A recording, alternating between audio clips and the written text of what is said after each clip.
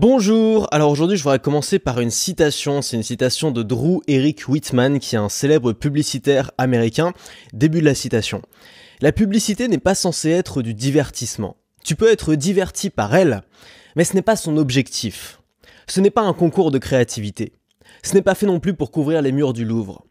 La publicité n'est pas non plus de la poésie, de la comédie ou une énigme à résoudre. La publicité ce n'est pas gagner des prix pour son ingéniosité. La publicité, une bonne fois pour toutes, c'est vendre des produits et services. C'est de la communication dont le but est d'accroître les ventes en intéressant suffisamment les gens à un produit ou à un service pour qu'ils finissent par échanger leur argent contre ça. Un peu plus loin dans le bouquin, il fait une autre citation qui est « En publicité, ce n'est pas intelligent d'être intelligent ». J'ai adoré cette citation parce que je pense qu'elle parle pas seulement aux publicitaires, elle parle aussi aux entrepreneurs. Et je pense que quand tu crées une boîte, c'est pareil, c'est pas intelligent d'être intelligent et il faut garder le résultat en tête. Et le premier résultat, le premier objectif que tu recherches quand tu crées une entreprise, quelle que soit la fonction de ton entreprise, c'est l'argent.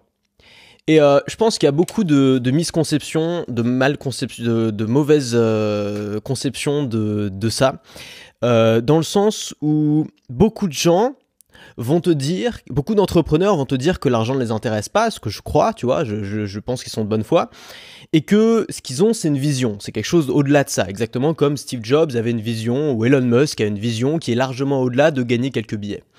Le problème, c'est que si tu regardes Steve Jobs ou Elon Musk, la première chose qu'a vendu Steve Jobs, c'était pas l'iPhone. La première chose qu'a vendu Steve Jobs, c'était même pas le Macintosh. La première chose que Steve Jobs a vendu, peu de gens le savent, mais c'est des Blue Box. Qu'est-ce que c'est qu'une Blue Box ? C'était un petit appareil que tu venais brancher sur ton téléphone et qui te permettait de hacker le système et de passer une communication gratuite. Quelle était la première voiture qu'a vendue Elon Musk ? Elon Musk, avant de vouloir envoyer des gens dans l'espace, il a commencé par vendre une voiture qui était une version bêta, qui était même pas vraiment finie, qui a vendu très cher, qu'il a vendu 85 000 € à des riches millionnaires de la Silicon Valley qui voulaient se la péter en disant « Regardez, moi je roule dans une voiture électrique futuriste ».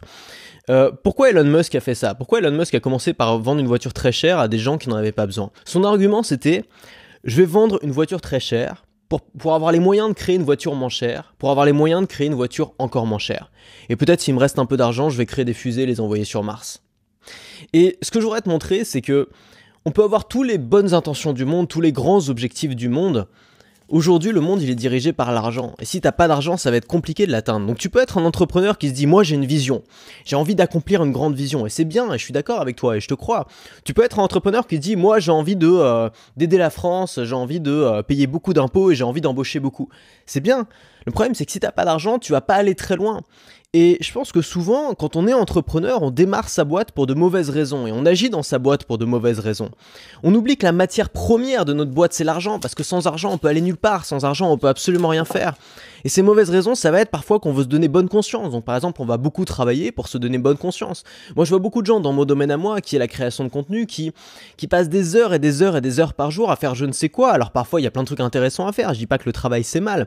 Je t'invite à aller écouter la conférence que j'ai fait qui s'appelle « Travailler moins pour gagner plus », avec un titre comme ça, tu peux pas ne pas avoir envie de cliquer, qui t'explique justement que moi, dans mon boulot, la création de contenu, par exemple, travailler 3 heures par jour, ça suffit. C'est-à-dire que tu peux pas créer du contenu, du pur contenu, pendant plus de 2 ou 3 heures par jour. Au bout d'un moment, ça devient très très très compliqué, tout simplement parce que c'est épuisant. Donc finalement, qu'est-ce qu'on fait souvent en tant que créateur de contenu ? C'est qu'on fait ce contenu peut-être pendant 1 ou 2 heures par jour, et le reste de la journée, on culpabilise, parce qu'on se dit « mais c'est pas possible, ma journée de travail, elle peut pas être finie ». Et du coup, on va remplir le reste de la journée par des tas de tâches qui parfois ne servent à rien, tu vois, comme, je sais pas, faire de la veille sur Twitter, faire des partenariats, aller dans je sais pas quelle conférence, tu vois, se montrer un peu partout, à faire des trucs pour remplir le vide, pour se donner bonne conscience, et finalement, on remplit tellement le vide que ça nous fatigue et on passe beaucoup moins de temps à créer du contenu. Et souvent, alors pas tout le temps, il y a des exemples, enfin il y a des contre-exemples, mais souvent les gens qui travaillent le plus dans ce domaine-là sont pas les gens qui produisent le plus. C'est les gens qu'on voit partout, c'est les gens, on voit tout le temps leur nom écrit partout, mais c'est pas les gens qui mettent le plus de trucs sur la table, parce que les gens qui produisent beaucoup savent qu'il n'y a pas besoin de beaucoup de temps pour produire beaucoup. Souvent, on travaille aussi pour le style. On travaille parce que ça nous donne un style, tu vois, comme les publicitaires qui font des publicités non pas pour vendre, mais pour avoir des prix d'ingéniosité, pour recevoir des prix, tu vois. C'est parce que c'est stylé, parce que c'est sympa. On travaille pour la gloire, on travaille pour l'ego. On travaille parfois aussi pour prouver quelque chose, je sais pas, à nos parents, pour prouver quelque chose à nos amis, pour prouver quelque chose. Enfin, qui n'a jamais fait ça, tu vois. Parfois, voilà, tu montes ta boîte et tu te dis, bon, ça fait pas sérieux, il faut maintenant que j'embauche des salariés, il faut que je prenne des bureaux, Et finalement, on a quitté le monde du salariat parce que justement on supportait pas cette ambiance costard cravate bureau et on se recrée ça dans notre monde d'entrepreneur parce qu'on a l'impression qu'il y a que ça qu'il faut faire pour être pris au sérieux, il y a que ça qu'il faut faire pour être crédible, il y a que ça qu'il faut faire pour prouver quelque chose. Parfois on fait aussi les choses pour être bien vu de ses concurrents, pour être bien vu des gens de notre milieu, tu vois, et on se dit voilà, ça c'est les bonnes pratiques, c'est les bonnes choses à faire, je vais faire pareil, comme ça ils vont m'admirer.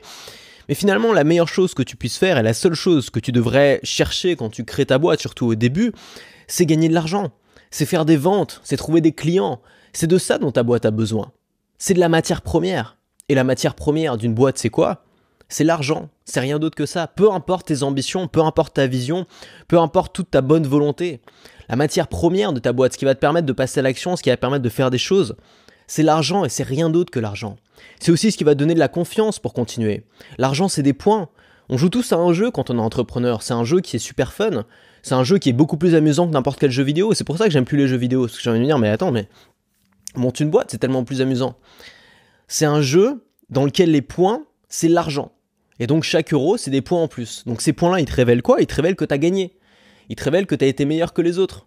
Ils te révèlent que tu as apporté plus de valeur aux gens. Parce que quand les gens te donnent de l'argent, ça veut dire quoi? Quand les gens te donnent de l'argent, ça veut dire je trouve que le produit que tu me proposes m'apporte suffisamment de valeur pour être capable de dépenser quelque chose qui me fait mal. Ça fait toujours mal de mettre 50, 100 balles, 500 balles, 1000 balles, de le donner à quelqu'un.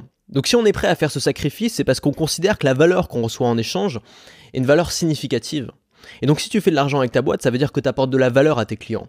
Ça veut dire que ta mission, même si ta mission de base c'est pas gagner de l'argent, si ta mission c'est d'apporter de la valeur, ça veut dire que ta mission est comblée, ça veut dire que ta mission est réussie. Alors bien sûr, je pense que ça veut pas dire qu'il faut laisser faire le marché sans foi ni loi, qu'il faut faire n'importe quoi.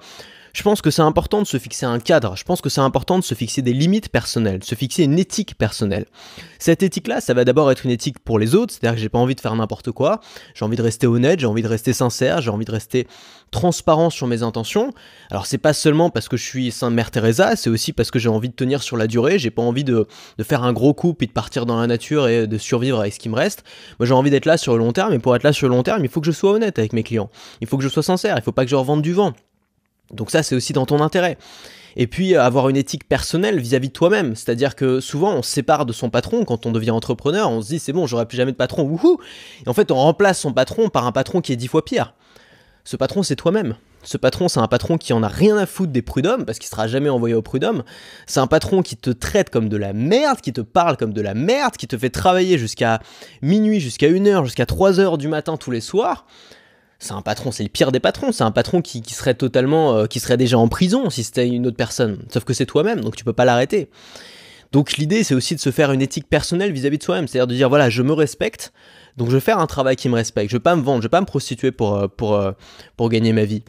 Je vais faire quelque chose que je juge bien, je vais faire quelque chose qui me fait du bien, je vais faire quelque chose qui m'apporte du plaisir au quotidien. Si j'aime pas passer ma journée devant un ordinateur, je vais faire en sorte de pas avoir besoin de passer ma journée devant un ordinateur. C'est ça ton boulot en tant que créateur de contenu, c'est ça ton boulot en tant qu'entrepreneur. Tout dépend de ta vision. Mais ce qu'il faut bien comprendre, c'est que le vrai résultat qui compte, c'est pas de se donner bonne conscience, c'est pas ton style, c'est pas l'ego, c'est pas d'avoir à prouver quelque chose, c'est pas être bien vu de ses concurrents. Le vrai résultat qui compte, c'est combien tu vas ramener dans ta boîte pour pouvoir faire grossir cette boîte, pour pouvoir accomplir ce que tu voulais accomplir dès le début. Tout le reste est secondaire. Tout le reste est secondaire. Les likes, c'est secondaire. Le nombre de vues, c'est secondaire. Tes parents qui sont impressionnés, c'est secondaire. Regarde tous ces youtubeurs qui vont sur BFM TV ou sur des plateaux télé, tu vois, pour impressionner leurs parents. Je sais que c'est la seule raison pour laquelle ils le font, c'est évident. Parce que leurs parents, ils comprennent pas YouTube, pour eux ça veut rien dire, c'est rien. Par contre la télé, waouh, la télé. Donc du coup, qu'est-ce qu'ils font? Ils vont chez Ardisson, ils se font taper dessus par des vieux qui comprennent rien à ce qu'ils font. Ils se font humilier sur scène et puis ils rentrent chez eux, la queue entre les jambes, ils reviennent sur YouTube. Alors que sur YouTube, c'est des rois. Sur YouTube, ils ont beaucoup plus d'audience qu'Ardisson. Sur YouTube, ils sont là, ils sont maîtres de ce qu'ils font, ils font ce qui les fait kiffer. Ils gagnent de l'argent grâce à ça. Qu'est-ce qu'ils ont besoin d'aller à la télé? Pour impressionner les parents. Connerie. Voilà, c'est tout ce que je voulais partager aujourd'hui. Oublie pas que ta matière première, si tu crées une boîte, c'est de l'argent. Donc n'aie pas de complexe avec l'argent. Si tu as des complexes avec l'argent, ça sert à rien d'écouter mes vidéos, ça sert à rien de suivre mes formations, tout ça, ça sert à rien. Parce que tu n'y arriveras pas. Combien d'entrepreneurs se disent entrepreneurs mais font rien, font pas d'argent, n'essayent même pas d'en faire? Ils disent entrepreneurs parce qu'ils trouvent ça cool d'être entrepreneur, parce qu'en France, les startups, ça a un côté sympa, mignon et tout, puis dès qu'elles deviennent grosses, on les aime plus, c'est des méchants capitalistes qui veulent pas payer d'impôts. Il faut arrêter au bout d'un moment. Le but d'une entreprise, c'est de grossir. Le but d'une entreprise, c'est de gagner de l'argent. Le but d'une entreprise, c'est de rendre riche son fondateur. C'est ça le but premier d'une entreprise. Alors bien sûr, il y a une vision derrière, mais sans argent, on accomplit zéro vision. On peut gueuler le plus fort du monde, on peut être là, sortir dans la rue avec son panneau. Tu vois, tout le monde s'en fout. C'est l'argent qui contrôle le monde. Si tu veux avoir du pouvoir aujourd'hui, il faut avoir de l'argent. Si tu veux avoir une vision, si tu veux mettre en pratique ta vision, il faut avoir de l'argent. Si tu veux réussir ta boîte, il faut avoir de l'argent. Si tu veux gagner de l'argent, il faut trouver des clients. Si tu veux trouver des clients, il faut créer un produit. Il faut créer un produit qui corresponde à ces clients-là. Il faut se former. Il faut se former en vente, il faut se former en marketing. C'est pour ça que c'est si important. Ces mots sales que tout le monde déteste, la vente, le marketing, peu. Mais tout le monde vend. Ton médecin, il vend. Ton médecin, il vend des consultations. Un artiste, il vend des œuvres. Il fait pas que peindre, il les vend, ses œuvres. Il doit les vendre, il est obligé. Il n'y a pas d'artiste s'il n'y a pas de vente. Il n'y a pas de médecin s'il n'y a pas de vente. Même dans les hôpitaux, même dans la fonction publique, le client, c'est plus les gens, c'est l'État, mais il y a toujours un client quelque part. Si tu comprends pas ça, ça va être compliqué. Si tu comprends pas ça, tu vas vivre dans la frustration. Tout le temps être en train de te dire, mais c'est pas bien, la société, elle est mal faite, elle devrait être comme ça et pas autrement parce que c'est scandaleux. Si tu comprends que la société aujourd'hui, c'est une société capitaliste qui est basée sur le marché, que tu l'acceptes et que tu essaies de faire ta place dedans pour essayer de changer les choses si tu as envie de les changer, bah c'est fini la frustration, parce que tu pourras les changer les choses si tu as les moyens de le faire. Il faut commencer par jouer avec les règles. Voilà. T'as le lien vers ma conférence qui parle d'un peu de tout ça, que j'ai fait il y a quelques semaines dans la description. Et nous, on se retrouve très vite lundi pour la prochaine vidéo. À lundi.